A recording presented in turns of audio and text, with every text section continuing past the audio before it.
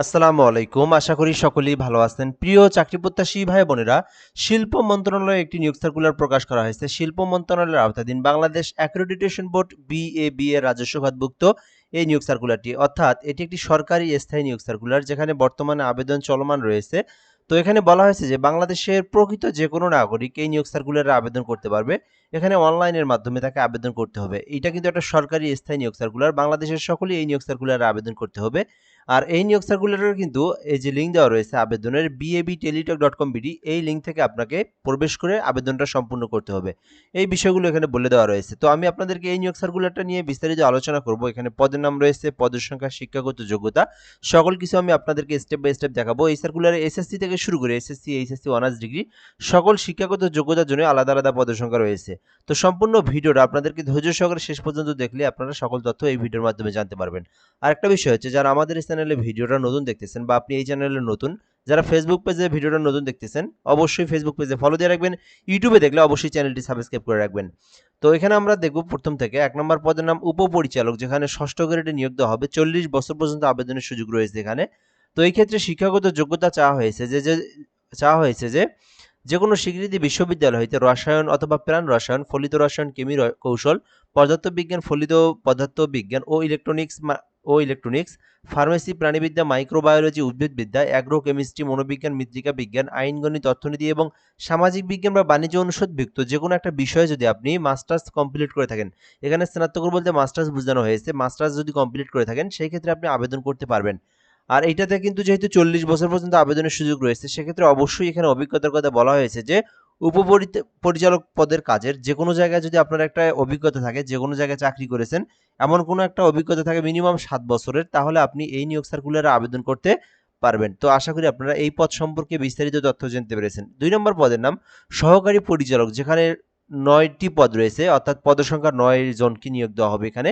সহকারী পরিচালক accreditation officer নবম গ্রেডে নিয়োগ দেওয়া হবে, অর্থাৎ এটা নবম গ্রেড, পদসংখ্যা ৯টি, মোটামুটি অনেক বড় একটি পদসংখ্যা। এই ক্ষেত্রে শিক্ষাগত যোগ্যতা চাওয়া হয়েছে যে কোনো স্বীকৃতি বিশ্ববিদ্যালয় হইতে রসায়ন অথবা প্রাণ রসায়ন অথবা ফলিত রসায়ন, কেমিকৌশল, পদার্থবিজ্ঞান, ফলিত পদার্থবিজ্ঞান, ইলেকট্রনিক্স, ফার্মেসি, প্রাণীবিদ্যা, মাইক্রোবায়োলজি, উদ্ভিদবিদ্যা, অ্যাগ্রোকেমিস্ট্রি, মনোবিজ্ঞান, মৃত্তিকা বিজ্ঞান, আইন, গণিত, অর্থনীতি এবং সামাজিক বিজ্ঞান বিষয়ের বা যে কোনো একটা বাণিজ্য অনুষদভুক্ত যে কোনো বিষয়ে যদি আপনি মাস্টার্স পর্যন্ত কমপ্লিট করে থাকেন, তাহলে আপনি এই নিয়োগ সার্কুলারের এই সহকারী পরিচালক পদে আবেদন করতে পারবেন। এক্ষেত্রে কিন্তু আলাদা কোনো অভিজ্ঞতার প্রয়োজন নেই। আপনার শুধু এডুকেশনাল কোয়ালিফিকেশন মাস্টার্স কমপ্লিট করা থাকলেই হবে। বাণিজ্য অনুষদভুক্ত যে কোনো একটি বিষয়ে সহকারী পরিচালক পদে আবেদন করতে পারবেন। এরপরে রয়েছে সহকারী প্রোগ্রামার, যেখানে একটি পদ রয়েছে। এই ক্ষেত্রে শিক্ষাগত যোগ্যতা চাওয়া হয়েছে যে কোনো স্বীকৃতি বিশ্ববিদ্যালয় হইতে কম্পিউটার সায়েন্স অথবা computer science and electro engineering অথবা ইলেকট্রিক্যাল অ্যান্ড ইলেকট্রনিক্স ইঞ্জিনিয়ারিং অথবা ইনফরমেশন অ্যান্ড কমিউনিকেশন টেকনোলজি সহ যে কোনো একটি বিষয় যদি আপনি মাস্টার অনার্স পাস করে থাকেন, এখানে মাস্টার্স না, শুধুমাত্র অনার্স পাশে আবেদন করা যাবে। কেননা এখানে বলা হয়েছে যে স্নাতক বা সমমানের ডিগ্রি, অর্থাৎ অনার্স পাস অথবা ডিগ্রি পাস করে আপনারা আবেদন করতে পারবেন সহকারী প্রোগ্রামার পদে। তো আমি আবারও বলে দিচ্ছি, এখানকার যে সাবজেক্টগুলো রয়েছে এই সাবজেক্টগুলো নিয়ে যদি আপনি অনার্স কমপ্লিট করেন, কম্পিউটার সায়েন্স অ্যান্ড ইঞ্জিনিয়ারিং অথবা ইলেকট্রিক্যাল অ্যান্ড ইলেকট্রনিক্স ইঞ্জিনিয়ারিং অথবা ইনফরমেশন অ্যান্ড কমিউনিকেশন টেকনোলজি নিয়ে অনার্স পাস করলে আবেদন করা যাবে। সহকারী হিসাব রক্ষণ কর্মকর্তা একটি পদ রয়েছে। বাণিজ্য অনুষদভুক্ত যে কোনো বিষয়ে আপনি যদি মাস্টার্স কমপ্লিট করে থাকেন তাহলে আবেদন করতে পারবেন। বাণিজ্য অনুষদভুক্ত যে কোনো একটা বিষয়ের উপর মাস্টার্স কমপ্লিট করলে আবেদন করতে পারবেন সহকারী হিসাব রক্ষণ কর্মকর্তা পদে। অফিস সহকারী কাম কম্পিউটার মুদ্রাক্ষরিক, এখানে কিন্তু ৩টি পদ রয়েছে ১৬ গ্রেডের। শিক্ষাগত যোগ্যতা চাওয়া হয়েছে উচ্চ মাধ্যমিক, শুধুমাত্র এইচএসসি পাস করলেই আপনারা উচ্চ মাধ্যমিক অর্থাৎ এইচএসসি পাস, শুধুমাত্র এইচএসসি পাশে আবেদন করতে চাইলে আপনারা এই অফিস সহকারী কাম কম্পিউটারে আবেদন করতে পারেন।